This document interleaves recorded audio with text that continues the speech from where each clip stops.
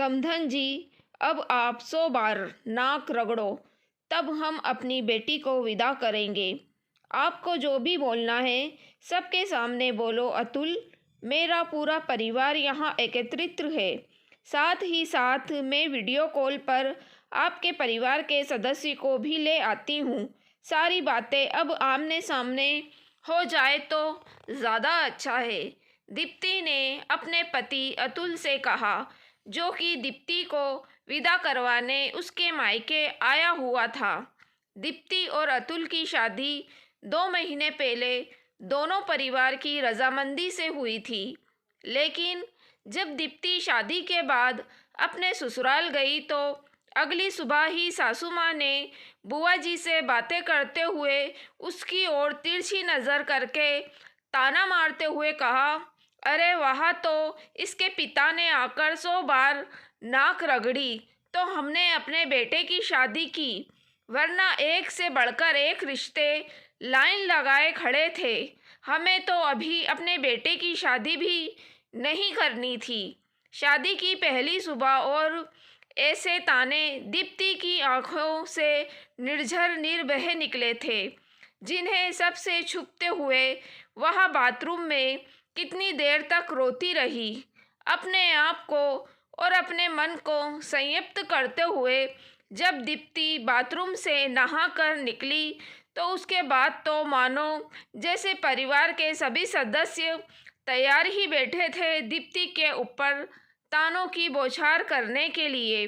छोटी ननद तनु और देवर रिंकू आपस में पता नहीं किन किन लड़कियों के नाम लेकर दीप्ति को सुना सुना कर कह रहे थे कि फला लड़की के ऊपर भैया कितने फिदा थे, फला लड़की भैया के ऊपर जान छिड़कती थी। यह सब बातें करने का औपचारिक दीप्ति को समझ में नहीं आ रहा था और ना ही समझ में आ रही थी अपने ससुराल के सदस्यों की मानसिकता।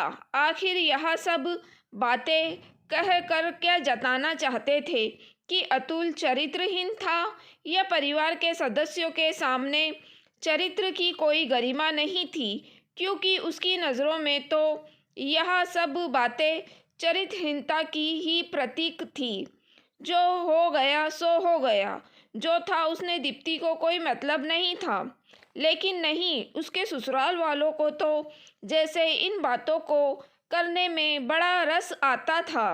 नाश्ते के बाद अक्सर जब सभी बातें करने बैठते तो एक से बढ़कर एक अतुल की गर्लफ्रेंड्स के किस्से सुनाए जाते। अब वहाँ कितने मनगढ़ंत थे और कितने सच्चे, यह दीप्ति जानना भी नहीं चाहती थी, क्योंकि आज के जीवन पर अब उसका अतुल पर पूरा हक था।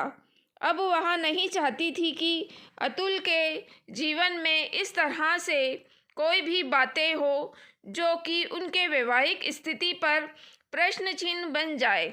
एक दिन दीप्ति ने भावुक होकर जब अतुल से कहा कि परिवार में सभी सदस्य इस तरह की बातें करते हैं, तो अतुल ने भी बड़े जोश के साथ कह दिया, हाँ वह तो तुम्हारे पापा पीछे पड़े थे, इसलिए मुझे भी शादी करनी पड़ी, वरना फला लड़की तो मेरे ऊपर जान छिड़कती थी। अतुल का इतना कहना था कि दीप्ति की सहनशीलता का बांध टूट गया। अतुल जी, आप तो बहुत महान निकले। कोई लड़की आप पर जान छिड़कती थी तो उसके प्यार को ठुकरा कर आपने मुझसे शादी करके मुझ पर और मेरे पिता पर एहसान क्यों किया? यह बात आप भी अच्छी तरह से जानते हैं और मैं भी अच्छी तरह से जानती हूँ कि मेरे पिता आपके यहाँ सिर्फ एक बार रिश्ता लेकर आए थे और जब आप सभी मुझे देखने आए थे तभी रिश्ता तय कर दिया गया था। मेरे पिता आपके पीछे कब पड़े या मेरे पिता ने 100 बार आपके दरवाजे में कहाँ नाक रगड़ी, जो कि सासू माँ मुझे रोज़ सुबह होते ही सुनाने बैठ जाती हैं। आप सभी के लिए इस तरह की बातें गरिमाई या अपनी शान की कही जाती होंगी, लेकिन मेरे लिए यह सब बातें ओछी मानसिकता की प्रतीक है। अगर आप चाहते हैं कि हमारा और आपका रिश्ता एक मजबूत स्नेह के धागे से जुड़ा रहे तो मेरे सामने इस तरह की छोटी बातें मत किया कीजिए। अरे तुम तो बड़ी नकचड़ी हो, सच्चाई तो तुम्हें बर्दाश्त नहीं होती। यह कहकर अतुल कमरे से बाहर निकल गया। अब तो यह बात दीप्ति के आत्मसम्मान की हो गई थी। इसलिए आज जब अतुल दीप्ति को विदा करने आया तो यह बात दीप्ति ने अतुल के परिवार वालों के सामने वीडियो कॉलिंग पर अपने पिता से कही। पापा, आप क्या 100 बार नाक रगड़ने अतुल के घर गए थे? जो इनके परिवार वालों ने आप पर रहम कर मेरी शादी अतुल से करा के हमारे परिवार के ऊपर एहसान किया। अतुल को दीप्ति से इस तरह के व्यवहार की उम्मीद नहीं थी। उसकी तो घिग्गी ही बंद गई। कुछ भी कहने में वह हकला रहा था। अरे दीप्ति, यह सब मजाक की बातें तुम ऐसे कैसे यहाँ पर लेकर बैठ गई? तुमको इतनी भी अक्ल नहीं है कि घर परिवार की बातें इस तरह बाहर नहीं की जाती? क्योंकि अतुल जब अपने आप पूरे परिवार के साथ मिलकर इस तरह की बातें कर सकते हो तो क्या मैं अपने परिवार के सदस्यों से यह पूछने का भी हक नहीं रखती कि सच्चाई क्या है? आप सभी से हाथ जोड़कर विनती है, अब जो भी कहना है मेरे परिवार वालों के सामने कहिए। सच्चाई क्या है? क्या सचमुच मेरे पिता 100 बार नाक रगड़ने आए थे? यह बात सच है? और अगर नहीं तो आप सभी अपने इन शब्दों के लिए मेरे पिता से अभी माफ़ी मांगेंगे। दीप्ति की सासू माँ ने गुस्से से फ़ोन काट दिया। जो बातें वह बड़ी अकड़ और शान के साथ कहती थी, यह तो बहू ने उनको नीचा दिखा दिया। सच्चाई क्या थी? क्या वह नहीं जानती थी? लेकिन पता नहीं उनके किस आह को पुष्टि मिल रही थी। दीप्ति से इस तरह की बातें करने पर अतुल के फ़ोन से दीप्ति के पिता ने फिर से फ़ोन लगाकर कहा, समधन जी, पूरी बात ना करके फ़ोन काट देना किसी बात का हल नहीं है। या तो आप मेरी बेटी की बातों का जवाब दीजिए या फिर समधन जी अब आप 100 बार नाक रगड़ो तब हम अपनी बेटी को विदा करेंगे। यह कहकर दीप्ति के पिता ने फ़ोन रख दिया।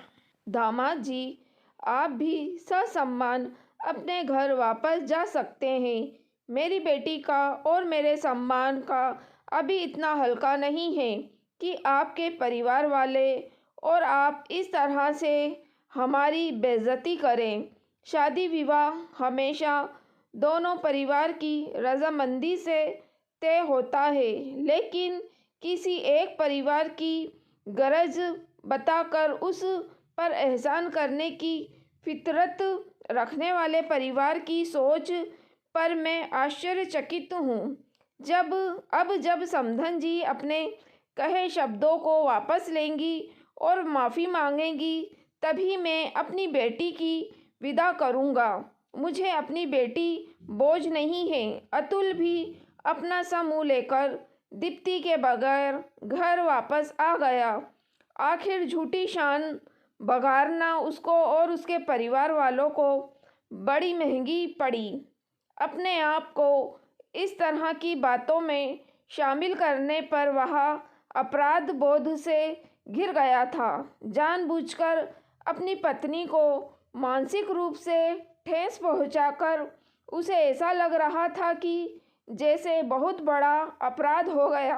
अब वह पश्चाताप की आग में जल रहा था। अतुल का दीप्ति के बगैर वापस घर पहुंचने पर जब उसके पिता रमाशंकर जी को परिवार के सभी सदस्यों की करतूत पता चली तो वह बहुत शर्मिंदा हुए। बात सचमुच बहुत गंभीर थी। किसी भी गलत बात को बार बार कहकर सामने वाले को आहत करना, उसके आत्मसम्मान को ठेस पहुंचाना सचमुच छोटी मानसिकता का प्रतीक था। तुरंत ही उन्होंने दीप्ति के पिता को फ़ोन लगाकर माफ़ी मांगी और कहा कि आइंदा से अब कभी उनके परिवार का कोई भी सदस्य इस तरह की बातें नहीं करेगा।